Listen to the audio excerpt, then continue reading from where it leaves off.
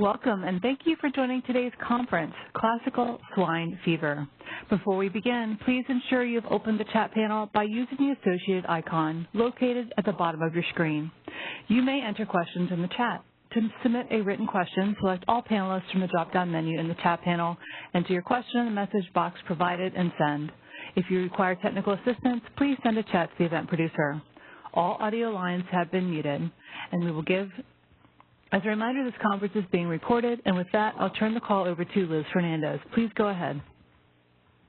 Good afternoon, everyone, and I'd also like to welcome you to today's webinar. Our speaker today is Dr. Greg Mayr. Dr. Mayr is a microbiologist with the Diagnostic Services Section, Senior Diagnostic Advisor at the Plum Island Animal Disease Center. He is responsible for supervising and participating in the everyday functions of the APHIS Diagnostic Services Section and overseeing coordination of its staff efforts. Dr. Mayr earned his PhD in molecular microbiology at the State University of New York at Stony Brook. Prior to joining APHIS, Dr. Mayr held the positions of Associate Scientist and Research Associate Microbiologist with the Agricultural Research Service at Plum Island Animal Disease Center. And with that, I'm going to turn the webinar over to Dr. Mayr.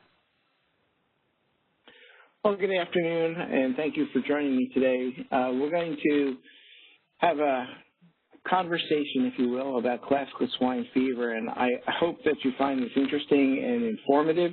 If you have any questions, please go ahead and enter them in the chat box, and we'll get to them at the end of the presentation. So with that, I'm going to begin.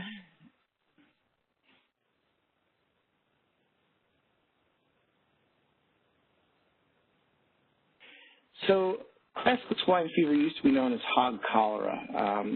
It's a highly contagious viral disease of swine, and we eliminated it from the United States in the mid-70s. Around 1976 to 78, we had our last cases in the United States, and we were declared free of the disease. But classical swine fever is related to other viruses, and in particular, bovine viral diarrhea virus and border disease of sheep virus. Those two diseases are very closely related, and they can be problematic in terms of how they interact with the diagnostic test kits that are out there, and they can give you some false positive answers. So just keep that in the back of your mind. We'll get back to that a little further in this talk. The natural hosts for classical swine fever are just pigs. Cattle don't get it, sheep don't get it, pigs get classical swine fever. But that can be both domestic pigs as well as feral pigs. It's very stable in the environment. In spite of the fact that it's an envelope virus, and those tend to be a little bit more fragile, this particular virus is very stable in the environment. It is especially good under cold conditions, so given the right temperatures, it can last for prolonged periods of time. It can be found, you can actually rescue live virus out of processed hams or bacons that are made from infected pig carcasses. You could actually get it back out of fresh meat after 45 days, although I personally wouldn't consider meat that's been sitting around for 45 days fresh, but it just hasn't been cured in any particular way. Salted and air-dried hams, you can actually rescue virus out of those for between half and two-thirds of a year. So this is a very stable virus, and it's very stable, especially in the carcasses of infected animals. So let's look at a global map to just sort of get a feel for where classical swine fever can be found. So this is a map from 2016. The current status is a little bit different, but for the most part, it's very similar. As you can see, it can be found a lot in Asia and a little bit in South America and in the Caribbean. And the Caribbean is really the area where we worry most about the risk of introduction into the United States, as well as in products coming from Asia. So why do people worry about classical swine fever? Well, it's an economic disease. If you are a free country, you have trading status that allows you to move your product out of your country and into other people's countries for sale, right? But if you have an outbreak of CSF, suddenly those borders are shut down and you're no longer trading. And then to get back out of that situation, to recover from the outbreak, you have to, for the most part, it's always been a matter of getting rid of the infection by killing all the susceptible pigs that have been exposed. So in the Netherlands in 1997, they had a pretty big outbreak where they had to put down 11 million pigs. And during that outbreak, they figured that the direct loss to the pork industry in that country was somewhere on the order of 2 billion euros. So that's a really big economic chunk of their annual budget. And if we had an outbreak here, we would have similar detriment to our pork-producing industries. So how would it get to the United States? Well, in the past, this disease has moved around, mostly being carried in food products.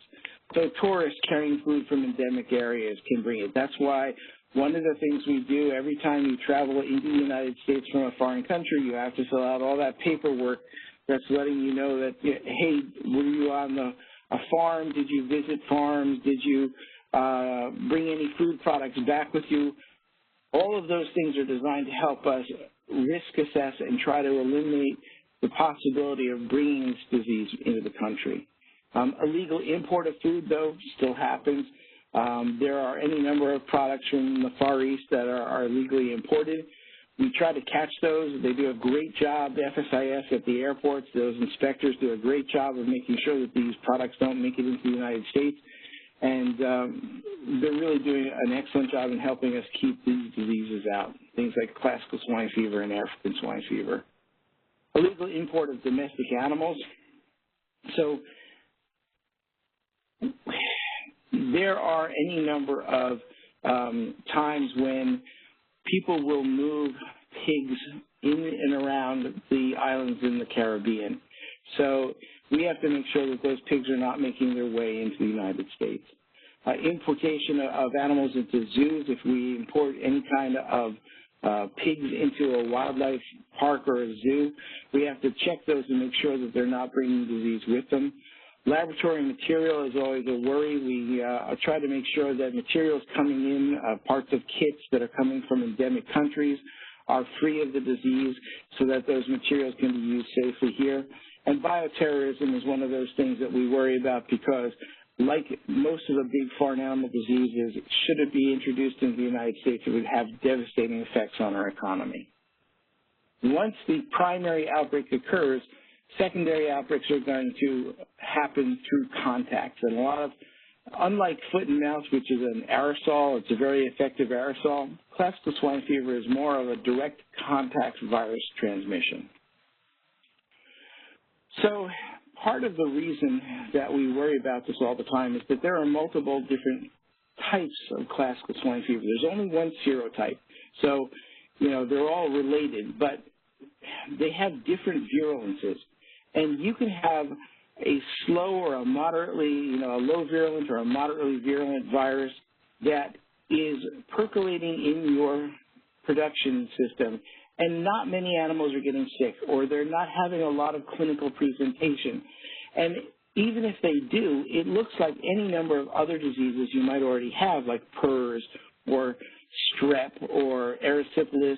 So because it looks so much like any number of other pig diseases, it can be ignored. And if you're not constantly looking, you can miss it. In the Netherlands, they figured that the disease was present in the country for about 6 weeks before they finally got around to testing animals that they thought, hey, this might be classical swine fever, and they saw that it really was.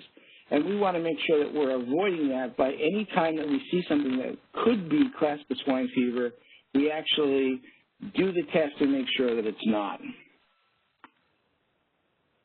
So how does it move about? Like I said a moment ago, direct transmission. It's horizontal from pig to pig. However, pigs are very social creatures, so it's very hard when you have a group of pigs for them not to be nuzzling and moving around and interacting. And if you're constantly moving animals in trucks, you're exposing all the pigs in that truck to some sort of contact. It can also be shed from sows to offspring. So, again, you can have that vertical transfer of disease as well. But these big issues are these indirect ones, the swill feeding. Garbage feeding is allowed in many states, and I'll show you a map in a little while.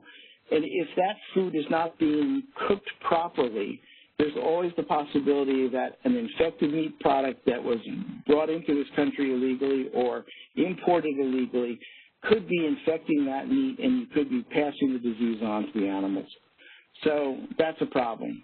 Artificial insemination can be a source for spread, much like the ASF spread in China, where they think that large movements from north to south in China for ASF probably happened because of contaminated semen.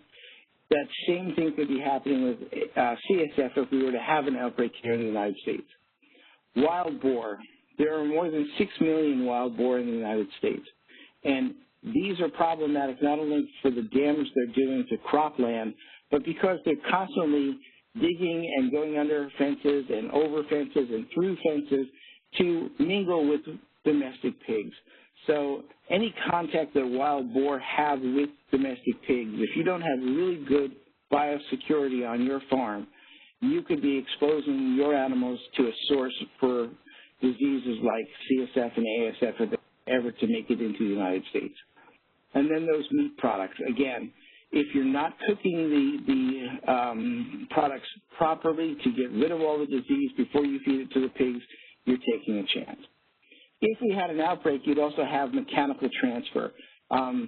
Any veterinarians going from farm to farm, we stress our use of PPE and how we have the clean line and the dirty line, and we make sure that we're following really good protocols for proper disinfection when we're going off the farm.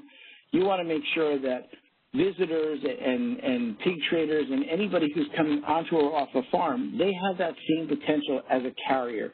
So if you have sick pigs and you have, you called the local vet to come and take a look at the pigs, or, the state vet has called you up and said, hey, I need you to go out and do an investigation. You want to make sure that, his neighbors are not coming onto his farm to see if they can buy pigs quick before somebody shuts down the farm. You want to make sure that you're limiting the exposure of other people to that area because they could be carrying the disease with them. Vehicles and fomites can also be carrying the disease. And like I said a moment ago, the wild boar is a real problem because these animals, if it was to make its way into the wild boar population, we'd have a hard time getting rid of either CSF or ASF. So in the pig themselves, how does the virus move? Well, the introduction most of the time is going to be either through that close physical contact where they're nuzzling up against each other or licking each other. That interaction is going to allow the virus to get into the tonsil. And the tonsil is where the initial growth of the virus happens. This is also where if they're eating infected meat, it's being deposited in the tonsil because as they chew it, it's rubbing up against the tonsil and the virus is getting into the tonsil epithelium, and that's where the virus starts to replicate. It very efficiently colonizes the epithelium and the tonsillar crypts, and it grows there to have very, very high titers.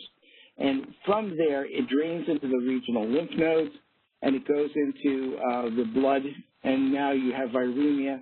Unlike things like foot and mouth, which have very short viremia, where it's only a day or two, with classical swine fever, once the pig is infected and the infection is progressing through the lymph nodes into the blood, so about day 3 on, that pig is now viremic for the next 8 to 10 weeks. So there's a long period of time where there's virus in the blood. Now, at some point, the pig is going to develop an immune response, and a lot of that is going to be bound up with antibodies, so it's not necessarily going to have a really infectious dose, but there is still virus in that pig, and it can be transferred to other animals. From there, once it's in the blood, it goes to all the other organs, and it sets up housekeeping in places like the spleen, and that's why you can find a lot of CSF in the spleen.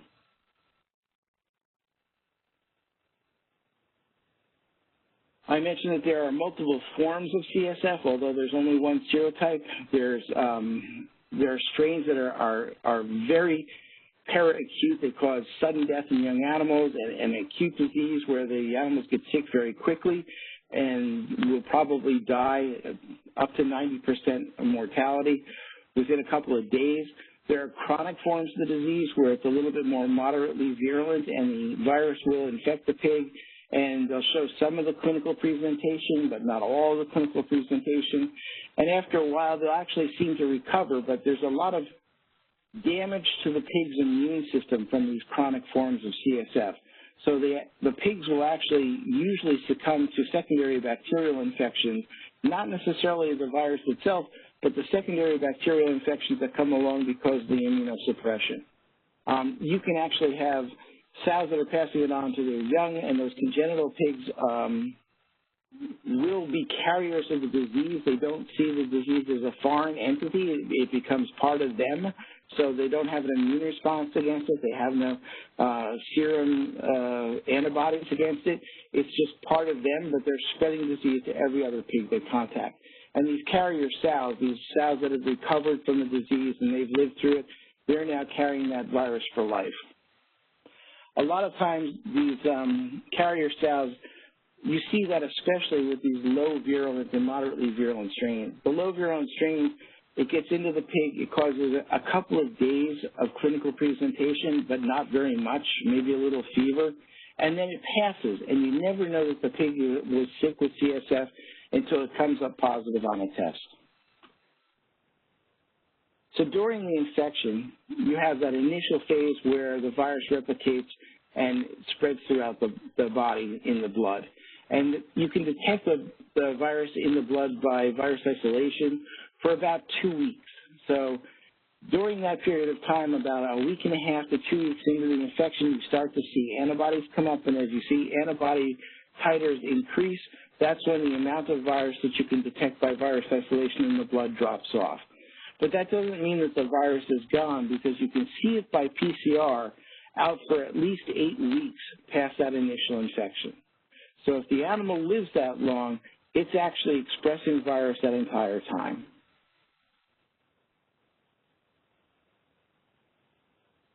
So what are the types of clinical signs you would see with classical swine fever infection? Well, certain ones stand out because they happen all the time, to some extent. You see a little bit of fever.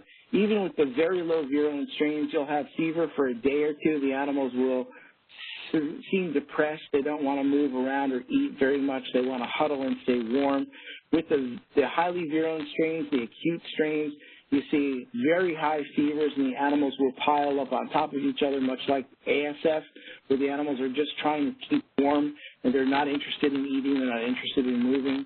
That huddling and piling of the sick swine is an indication that's going on, and you should have somebody come take a look at it. You can get the constipation and the diarrhea that you would get with ASF. It's not as pronounced, and it usually isn't bloody. You can get respiratory distress, again, because you have the immunosuppression caused by the classical swine fever virus. You can often get bacterial infections in the lungs, and then you'll get this respiratory distress as well. Conjunctivitis. All of the strains of CSF that we've studied cause conjunctivitis. So it's one of those things, yeah, a whole bunch of other conditions cause conjunctivitis in pigs. But if you see a good percentage of your pigs have conjunctivitis, you might want to send some samples in for testing for classical swine fever. Skin hyperemia and hemorrhaging. If you're starting to see especially the cyanosis in the skin and the extremities of the ears, where they turn red and then purple, those are indications that you could be looking at classical swine fever infection, or African swine fever infection for that matter. And you want to be sure that you're taking samples from those animals and sending them in for diagnosis. Central nervous signs, you can get convulsions, ataxia.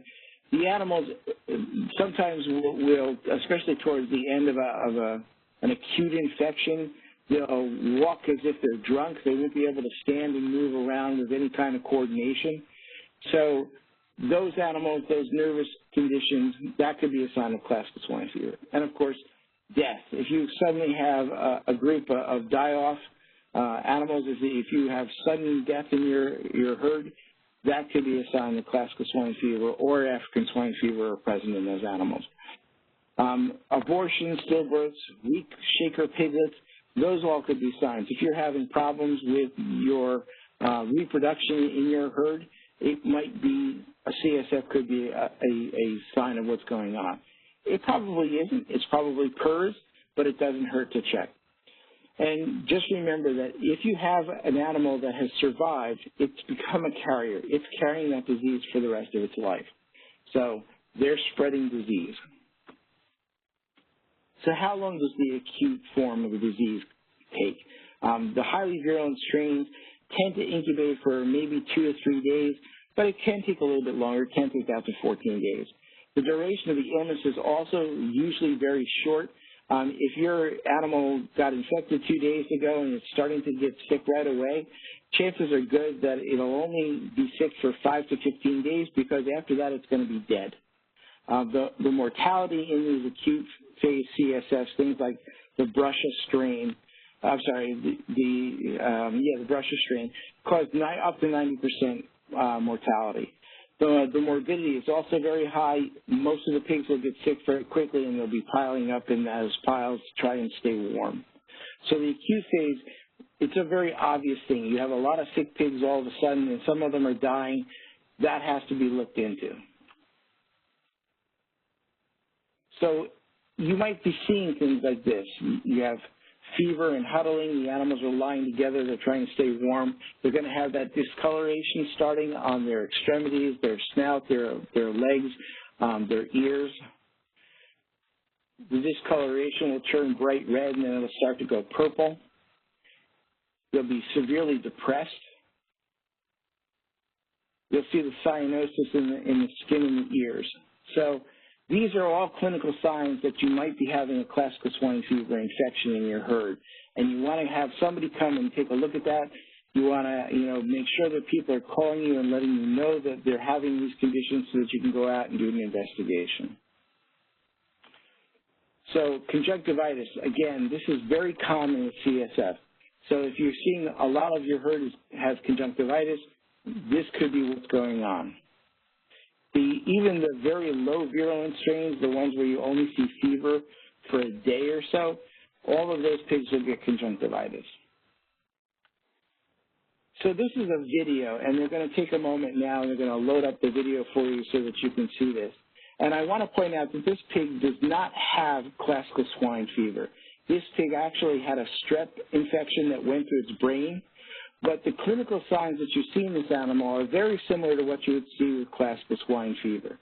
So I just want to point this out because you'll see the discoloration in the snout and the ears. You'll see the discoloration in the feet. The animal doesn't seem to have any coordination. It has no interest at all in getting up.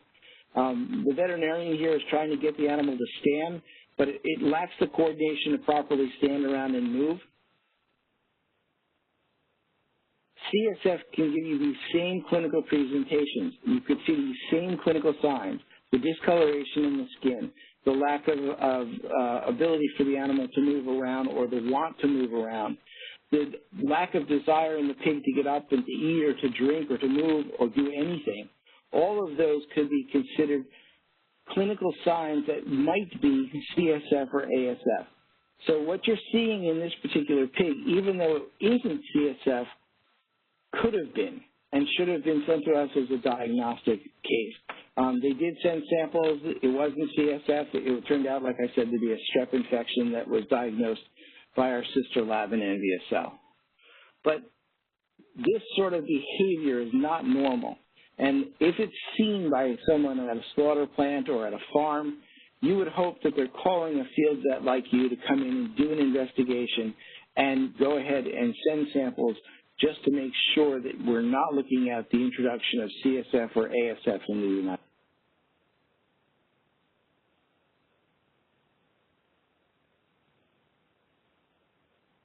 States. It's really impressively heart-wrenching how little this pig wants to interact with anything. It just wants to be left alone. And that's a sign that, something really horrible is going on in this pig. And if this was what you were seeing in your entire herd, again, it could be a really good indication that you're looking at a classical swine fever infection in your herd. And thank the field vet who sent that video in to me.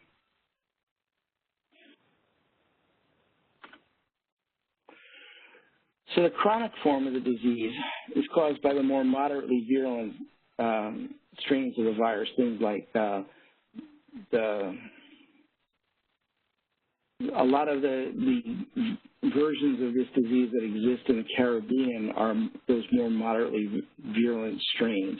And you'll get some dullness, some erratic appetite. The pigs will have a day or two where they have fever and they don't want to move around, and then they're going to get chronic diarrhea.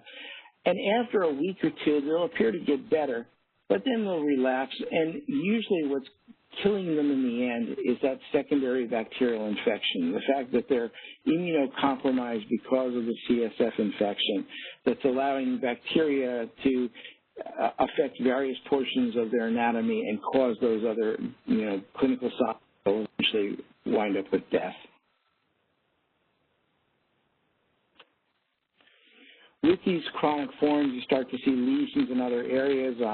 In the cecum, in the large intestine, you'll see these button ulcers. They're little black circles in the intestines. And those are areas where, because the disease has lasted so long, a month or so in these animals, they start to form these other ulcerations in other organs. Those pigs tend to have that lymphoid depletion, which is contributing to the immune deficiency problems, and the hemorrhagic and inflammatory lesions that you see in the more chronic, in the more acute forms of this disease, the more highly virulent forms, you don't see as much in the chronic forms. You get less of that inflammatory response, so you don't necessarily get bright purple ears, and you don't necessarily get all the bright red hemorrhaging in the feet. The mild forms of the disease, the low virulent forms of the disease, you see even fewer clinical signs. You'll get a very transient fever. It'll last for maybe a day or two. The erratic appetite will be, one day you'll think, gee, my pigs aren't eating very well, and the next day everything will be fine. You might see problems with, reproduction. So if you're seeing a lot of fetal death, a lot of reabsorption, stillbirths, those things could be, probably are PERS, but you want to check and make sure that they're not CSF or ASF. If you start to see pigs that are born live, but they are shaker pigs, if they have a disorder with their nervous system, those could be CSF-infected pigs. And it depends what trimester the pig is exposed to the disease. So if you expose a pig in the first trimester to CSF, you'll get reabsorption and you'll have to repeat the breeding process. If it happens in the last trimester, you'll get malformation and the dead piglets or weak piglets are born that'll die very quickly. But if you get it in the second trimester, that's when the sows are exposed to CSF, you'll get those persistently infected piglets born, those shaker piglets. And shaker piglets tend to be small. They're sort of runts. They quiver a lot. You'll see a nervous disorder. There is another virus that was discovered a couple of years ago in Iowa, where they saw these same sort of shaker piglet syndromes in pigs that was not classical swine fever, but it was a similar virus. So persistently infected animals are seronegative. They don't have antibodies against CSF because they see it as part of their life. And they are definitely infected, and they will definitely spread it to any pig they come in contact with. So what are the best sample types to be thinking about if you have to go to a farm or a slaughter plant and you're looking at a pig that might have classical swine fever? Well, whole blood from a live animal can be a really good sample. The heparin blood can be used for virus isolation. The EDTA blood can be used for PCR. A tonsil scraping or a tonsil swab is a really, really good sample. Because that initial infection happens in the tonsil, if you were to take a spoon or a swab and you go back to front a couple of times against the tonsil, mucus is going to be exuded, and that mucus tremendous viral load if the animal has classical swine fever. So it's a really good sample for CSF. Serum can also be used, but you have to remember, again, the immunosuppression that classical swine fever has on the animal causes that to be a delayed response. So if the animal's only been sick for a couple of days, it's not going to have any antibodies against CSF. If you have a deceased animal, the tonsil and the spleen are absolutely the best samples. They're equally good. The tonsil is a great sample. It has a lot of virus in it. The spleen, once you have the viremia going on, once it's in the blood and it's moving along, it collects in the spleen as well. So both of those are really great organs for CSF, and they turn out to be really great organs for ASF as well. So if you're having an issue at a slaughter plant or a farm, and you take 2 sets of samples, one set for FADDs and one set for your local Mottled lab, they can do the PCR on the tonsil and spleen samples as well and tell you whether or not they can see CSF. Lymph nodes can be really good samples, but the lymph nodes where the virus drains are slightly different for ASF and CSF. So for CSF, the retropharyngeal and submandibular lymph nodes, the mesenteric lymph nodes, those tend to be good lymph nodes because that's where you're draining from the tonsils into those areas and you're getting a good viral load in those lymph nodes. Kidney, you can see some petechial hemorrhaging in the kidney. It's not the greatest sample, so I would stick to the tonsil and spleen. So unlike African swine fever, classical swine fever, because you have the growth in the tissue, in the epithelium of the tonsillar crypts, you tend to get a lot of necrosis. So as the virus progression happens through that tonsil tissue, you start to get secondary bacterial infections in the tissue as well. And the damage caused by the virus in that tissue is allowing the infection by the bacteria, and you get this necrosis. So if you look at a tonsil from a pig and it looks like one of the 2 at the top, it could be classical swine fever.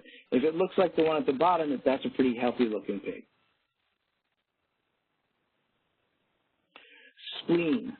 Unlike ASF, there aren't a lot of indications in the spleen that you have an active infection going on.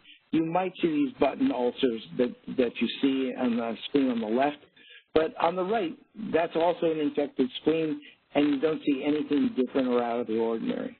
It also doesn't increase in size. Unlike ASF, where you'll have splenomegalia and you'll have a very enlarged spleen, with CSF, you don't see that. But it's still a great sample, and it can still be tested for both ASF and CSF. Mottled lymph nodes. So again, depending on which lymph nodes you're looking at, you might see that they have this mottled presentation where you have the white and pink, and those can be a good sample. We have tests that we can use, both PCR and immunostaining techniques that we can use with these lesions, with these lymph nodes. And again, I refer to the fact that you might see, if you open up a pig and you see this turkey's egg petechiation, that could be an indication that that pig might have had CSF. So you might want to take a tonsil or a spleen sample and send it in for diagnostics. So what does FADDs do with it? What does your Mottled lab do with these samples when you send? Well, PCR. That's really the easiest, quickest, highest sensitivity test that we have right now is the PCR test. So we're going to do PCR. We also have virus isolation. At least at FADDs, we can grow up cells in tissue culture and incubate it with your sample. And after 48 to 72 hours, we stain it with a monoclonal antibody to look for the presence of the virus in those cells. Or we can do PCR. For immunodetection, we can look at antigen detection by antibodies. So we can do tonsil, spleen, and lymph node staining. We do cryo sectioning of the tissue, and then we stain with a monoclonal antibody. Serology. If you send us a serum, if the animals have the disease for a couple of days, maybe a week or two, you might start to see an immune response. The ELISA is a really good test. It's a very quick test. The optimal amount of time to let it incubate is overnight, but you can do a 4-hour version. We often do both of those for a priority 1 case. We'll do the quick and we'll do the 18-hour both. The 18 hour is a little bit more sensitive. The ELISA problem is that it will cross-react. If a pig has seen BVD, it'll actually have antibodies that cross-react on the ELISA. And then you have to do one of the two follow-up tests, the immunoperoxidase or the immunoperoxidase virus neutralization test, to make sure that the antibodies are not really against CSF, they're against BVD.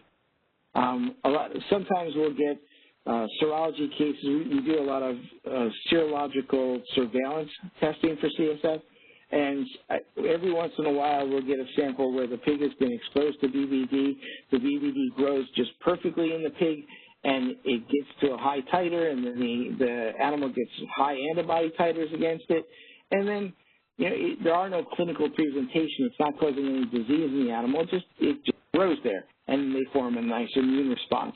So you'll see a pig that has, a BVD titer in the thousands will give you a cross-reactivity in the teens and 20s against CSF. And so you do the IPVN because that lets you say for sure that what you're looking at are antibodies against BVD.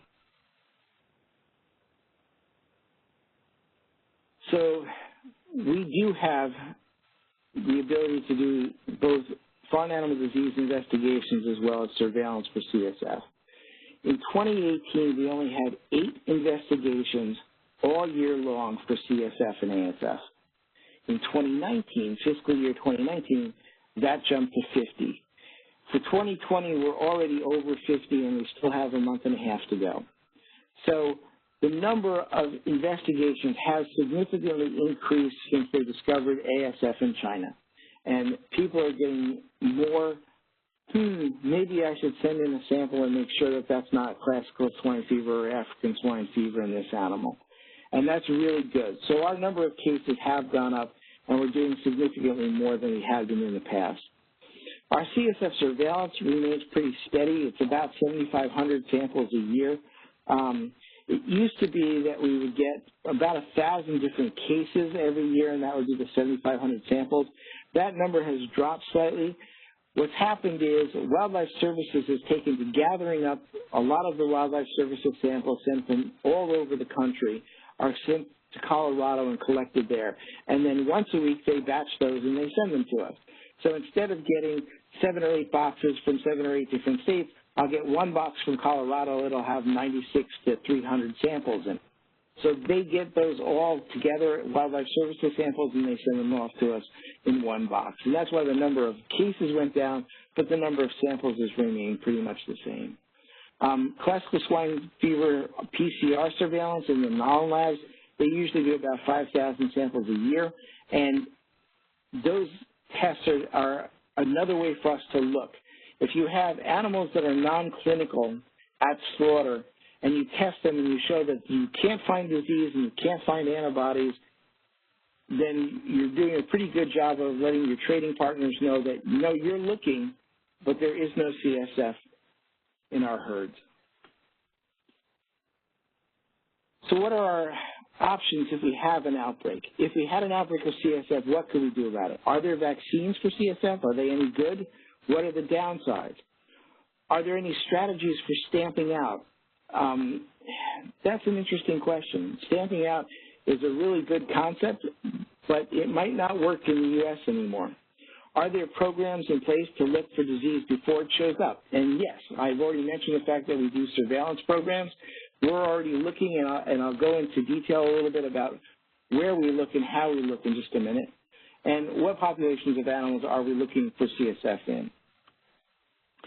So in terms of vaccines, if you had an animal that recovers from CSF, it is now immune for life from any other CSF infection. The immunity is really good. So vaccines have been developed. The easiest way to do it is latinized vaccines. So you passage the virus in rabbits for a period of time until it no longer causes a productive infection in a pig. And you use those vaccines, that's the Chinese vaccine strains that we have. Those vaccines do a really good job. They're safe on pregnant gilts. You can give them a yearly dose and it protects them. Those are good vaccines. So if we had an outbreak, we have those vaccines that we could use. There are some hybrid vaccines that are being developed right now where BVD sequences have been inserted into the CSF backbone so that you have something that has a DIVA strategy. You can now tell that that's a vaccine and not a virus, CSF virus, because you're using a different set of primers and probes to show that you're looking at a vaccine in that animal, not a CSF virus in that animal. And there's some subunit vaccines. For a while, Europe was trying an E2 vaccine where it was just basically a small portion of the virus.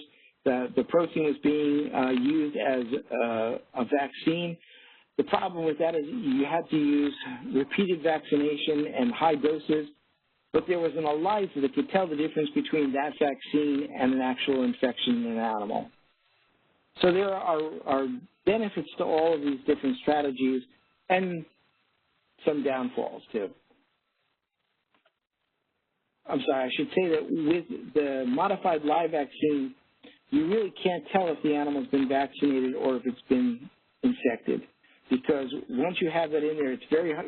You have to sequence what's in the animal, but it's very difficult to tell. It's not an easy process to tell the difference between a vaccinated animal and an animal that's been infected. So what are some of the legal things that we have? Do we have any contingency plans? Do we have any rules in place? Well, one of those is the shutdown, is the National Stop Movement Order. If we had an outbreak declared, we would stop movement for 72 hours. And what that's going to let us do is get a handle on how far it's spread.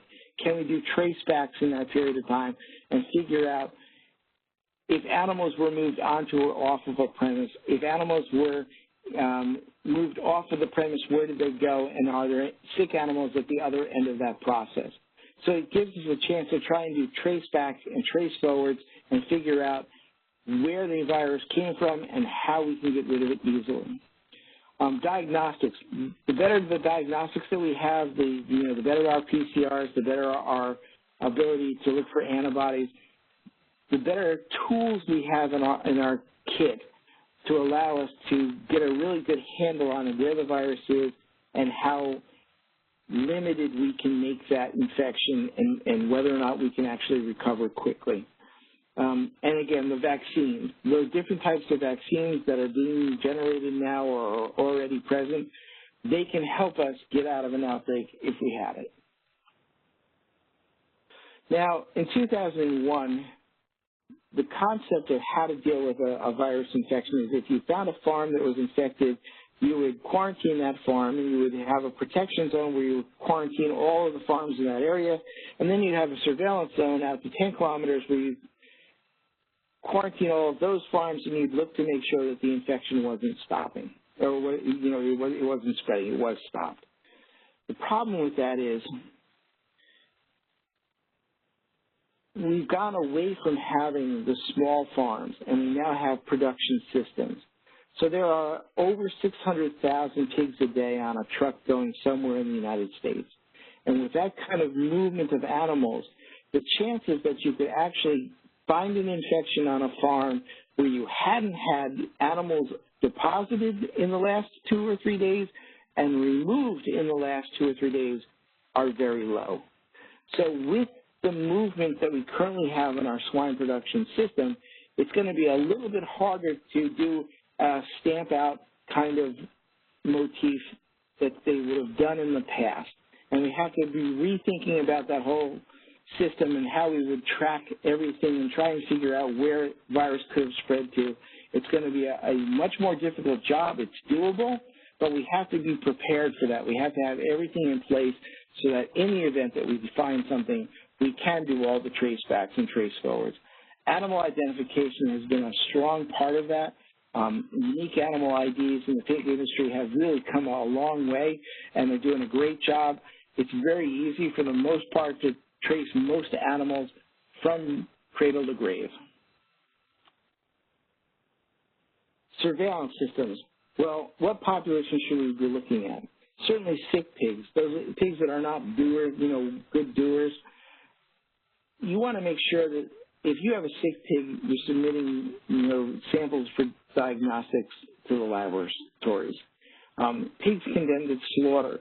Those can also be a good series of animals that if you have a pig that doesn't look well at slaughter and you've condemned it, maybe a sample should be taken and it should be sent for surveillance to make sure that we're not looking at classical swine fever. Feral swine, I cannot thank our wildlife services people enough. They send us about 2,000 samples a year that they've gotten from feral pigs. They're doing a really wonderful job out there of sampling these feral pigs and getting us those samples in a timely fashion. And their organizational skills are just out of this world. We have, in the past, had to go to the facility in Colorado and say, hey, you sent us samples last week and I need an additional sample. I need more serum from that animal because we're getting a cross-reactive event and I have to do further follow-up testing. And they were like, okay, give me a second, let me look that up.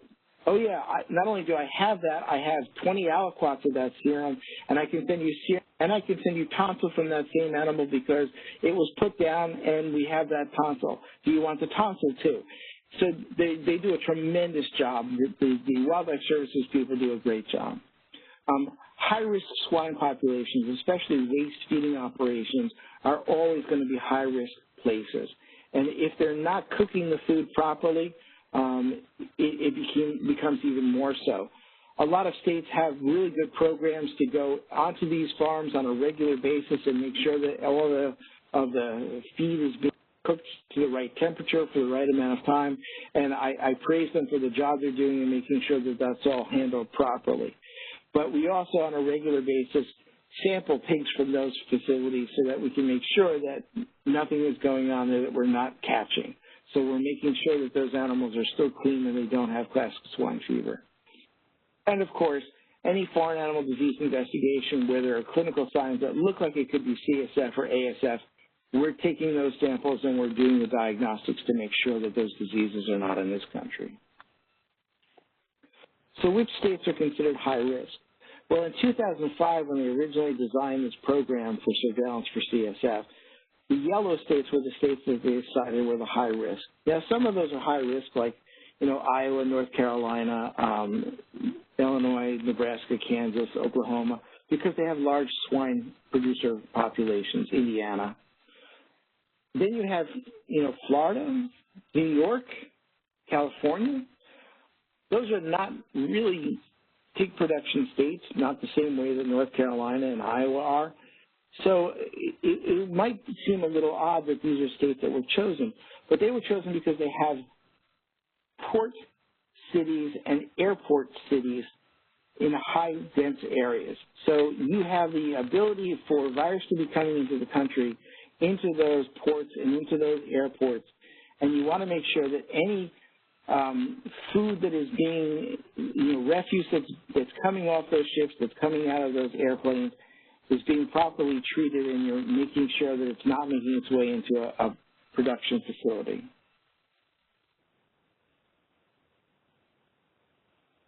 This is a slightly different map. This is from 2010.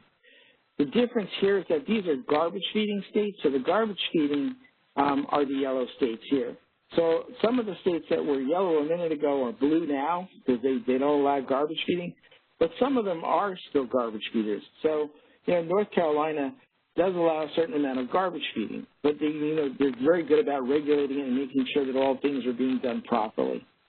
So we just have to constantly be aware of where our risks are and where we might be vulnerable to introduction. And as long as we're crossing our T's and dotting our I's and making sure that everything is done correctly, we're keeping ourselves covered and we're making sure that we're not getting infected.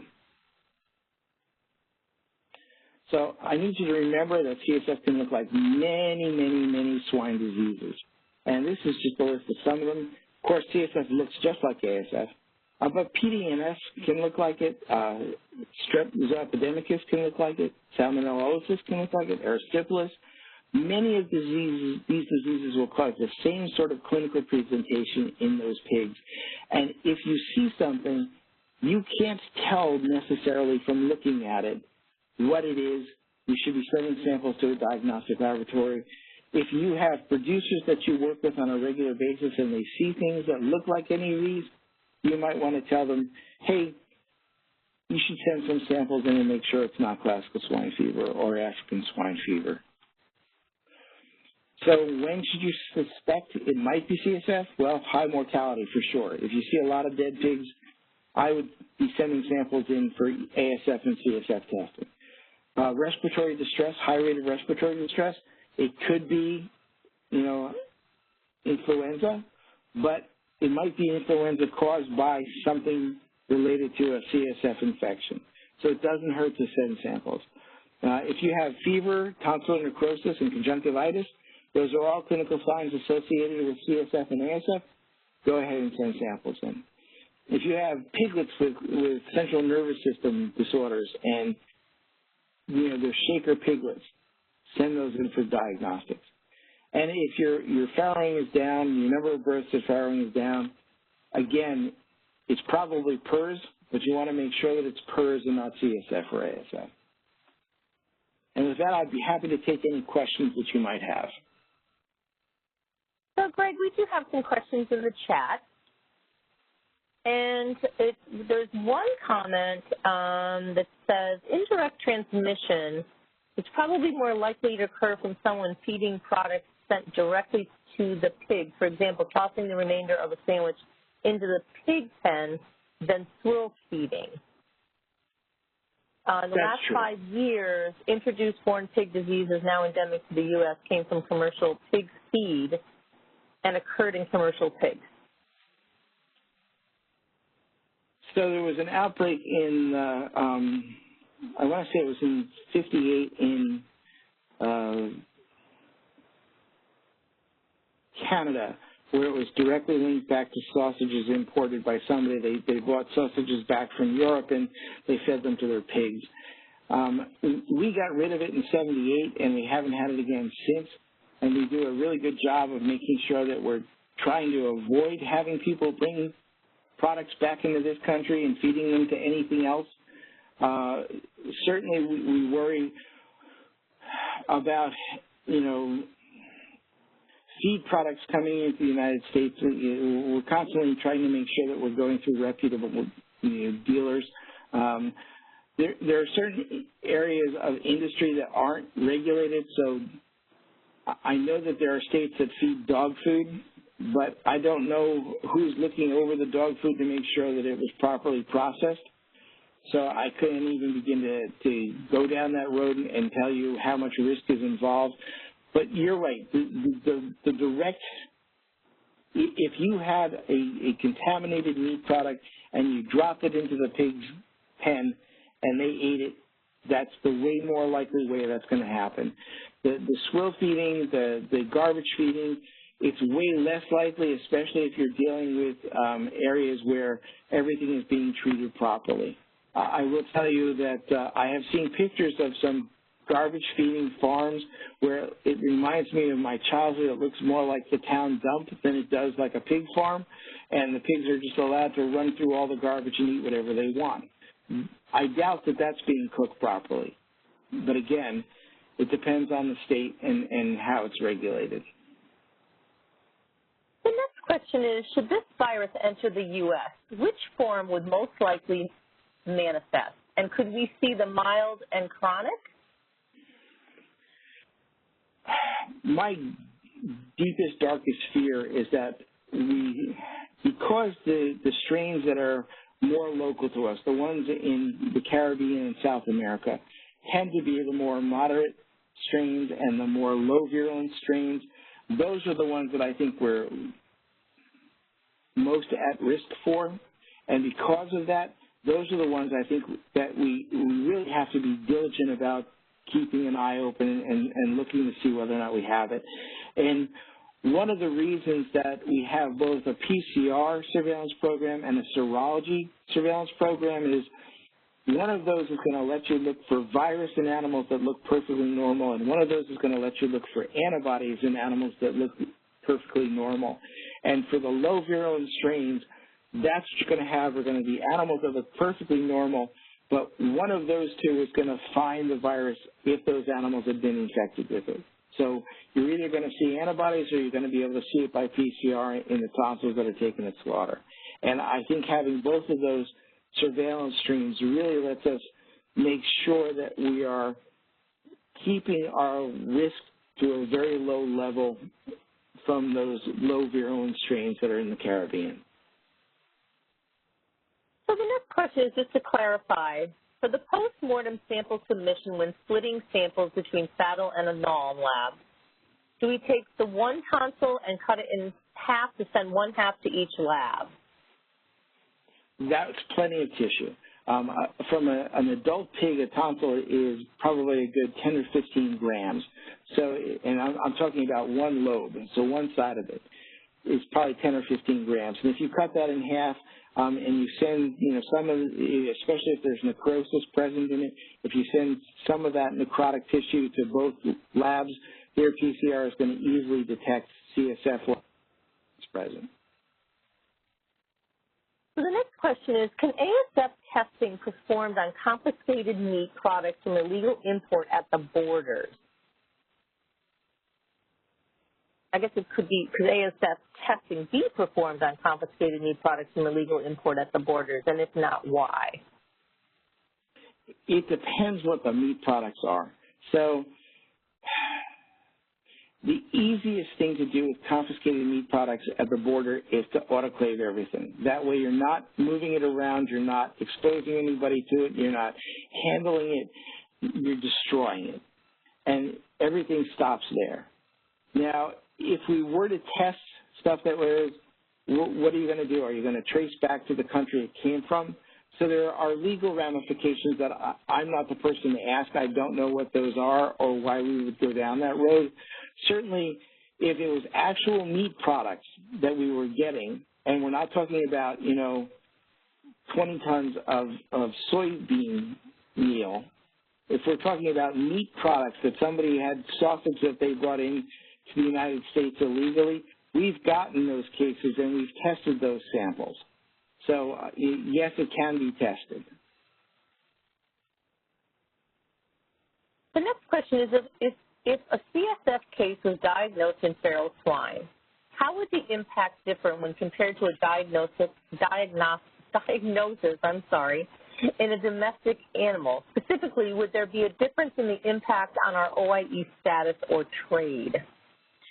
That's a really great question. So Germany has had CSF in their Black Forest feral swine for all known history. I mean, they've had it since people started looking for CSF.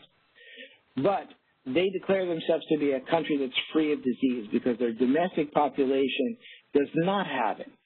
So would it impact us? I would imagine that's, again, that's a politician question, not a scientist question. I think if we identified it in feral swine, we'd want to take steps to try and find those populations that were carrying it and eliminate them.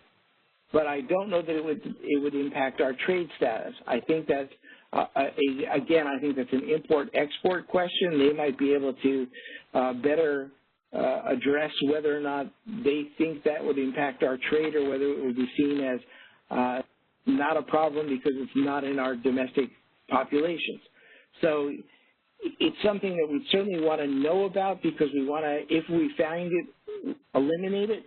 But I don't know that it would impact our trade status, and I'm not the person who could answer that. That would be somebody on the trade staff or the import-export staff. The next question is, how would an FSIS, SPHV, submit a surveillance sample? Would this require contacting APHIS? So if you have an animal that was clinical, you would want to call your state vet and see if they wanted to have you do a farm animal disease investigation. Because the surveillance streams in the U.S. are actually done with what are considered, vaguely speaking, clinically normal animals. They don't have the clinical signs you would normally associate with CSF or ASF infection, or they would be handled as an investigation. So for CSF surveillance, for the most part, those animals, although they're poor doers, they're not clinically ill with the kind of clinical signs that you. But we're looking at those because they're an at-risk group. So surveillance is handled slightly differently. I know that it used to be that submitters were paid for CSF surveillance. I understand that that's changed, so I don't know who you would ask about sending it in, but you certainly want to go through your state vet and ask them what they think. And again, if there are clinical signs, you want to make sure that you're going through your state vet and that they're aware of what's going on and that they're upfront and accepting of the fact that samples are going to be sent for an investigation. Okay, the next question is slightly a bit off topic, but could you comment on atypical porcine pectivirus? Do we see this much, and could this be also mistaken for CSF?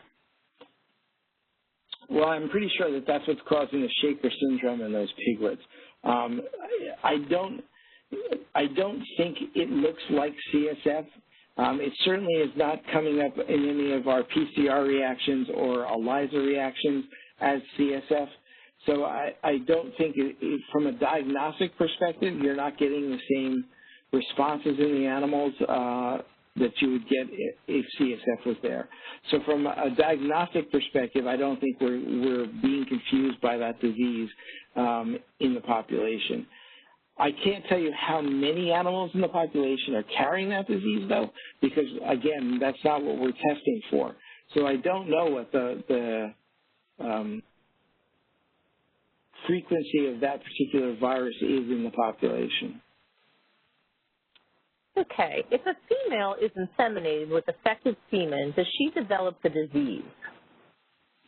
Yes, so she'll get sick. If she survives, she'll give birth to, well, she'll, depending on what, trimester the piglets are, she'll probably have to be rebred because she'll be infected in that first insemination, and then that won't take, and you'll have to go back and rebreed. And depending upon how viremic she is during that next progression, you might get those shaker piglets. But, yeah, no, she's going to develop the disease. So is there any documentation about intermediate carriers or magnifier hosts?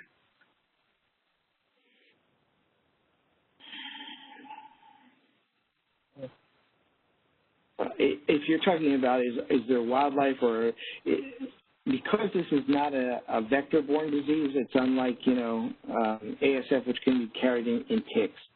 CSF, you don't have that intermediary, so I don't know that we have any hosts that have been identified that could carry this disease and amplify it.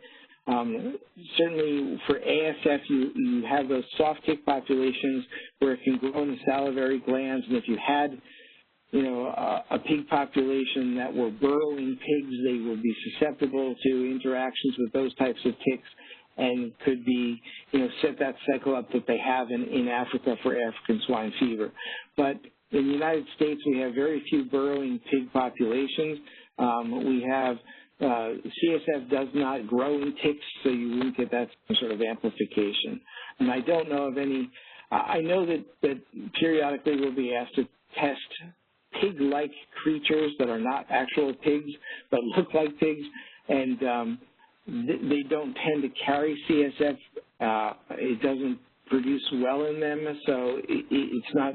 They're not a species that we're going to see as an amplifier that are going to sit on the sidelines and amplify virus and spread it to our pigs. Okay. Here's another question. If the United States is most at risk for low virulence strains, is the concern that the low virulence strain might change to high virulent? And if not, wouldn't low virulence strain act as a natural vaccination, or is the concern that the U.S. would have to report we had ASF, even if low virulent, and then trade would still be affected? Right, that's the fear. If we find a low virulent strain of CSF in our domestic pig population, it is going to shut down trade. So that's why we don't want to find that disease. It's sneaky because it's not causing the amount of damage that the high virulent strains are.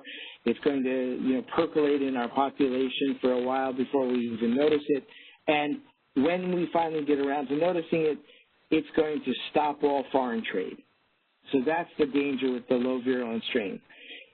If you had your choice between a low virulent strain and a high virulent strain, you're certainly going to have fewer dead pigs with a low virulent strain, but the trade is still going to be affected. So that's the problem with the low virulent trains is that they sort of sneak in under the radar, and they're there for a while, and they're still causing the damage to your trade. Okay, I have no more questions in the chat, but we do have a few more minutes, Greg, if you want to show the tonsil scraping images. Certainly. So if you have the ability to restrain the animal and open its mouth with something like a speculum, then you have an easy sample that you can take. So just past the hard palate is the tonsil. You can reach in with either a spoon or a swab, a nylon-based swab, a Dacron swab, and you just comb back to front 2 or 3 times. And that causes the tonsil to exude a tremendous amount of mucus. And because the mucus is coming out of those tonsillar crypts, if you have an infection in those tonsillar crypts, virus is being released into that mucus. So 2 or 3 times over the tonsil, and you get a pretty good sample there of mucus that you can then put into media, and that becomes a really good swab that allows you to look for CSF or ASF. And that's a pretty healthy-looking tonsil. Yeah. Good deal. Well, if and we the have pigs no don't. questions, go ahead. I was going to say the biggest risk you run when you're doing a tonsil swab or a tonsil scraping is that the pig will try to swallow the spoon or the swab. They don't seem to mind at all the fact that you're putting something in their mouth, but they may try to swallow it. Okay. We have a lot of thank you so much for such a great presentation comments, Greg. And I want to thank you also for doing this webinar today. And thanks to everybody who attended and all the questions. We appreciate all the information and that you give everybody. So please watch your emails for additional topics that are going to be presented in September. We'll be sending out some new dates for topics for our FADDs and anyone else that wants to join. So with that, I'd like to say have a great afternoon. Thank you all for attending, and if you have any questions, let me know or let Liz know. I'd be happy to chat with you about anything. Ladies and gentlemen, thank you for joining today's conference, and thank you for using Event Services. Your conference has ended, and you may disconnect.